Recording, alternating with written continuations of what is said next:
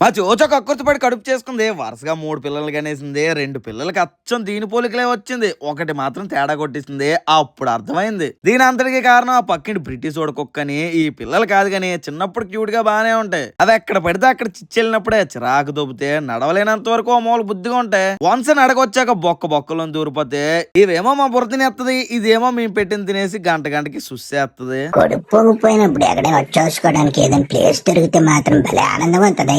ఆ చోచోగడికి ఎన్ని నేసలు ఉన్నాయో అన్ని పొట్టిదానుకున్నాయి. అందుకే దీనికి దోల చోచో అని పేరు పెట్టాం. దీనికి ఉన్న దోలకి ఇంట్లో ఉన్న సామాన్లన్నీ ఇరుక్కొట్టేస్తుంది. ఏం తెలియని ఎర్రికక్కల మొహం పెడుతుంది. దీనికి ఒళ్ళంతా టెమటంలేరా బాబు. చిన్న ఫోటో కానీ చెయ్యట్టుకుంటే దీని స్టైల్ చూడు. అసూయపడేలా ఉన్న ఈ అందాల రాశి ఎవరు? ఈమె కుంతల దేశపు యువరాణి, పేరు దేవసేన.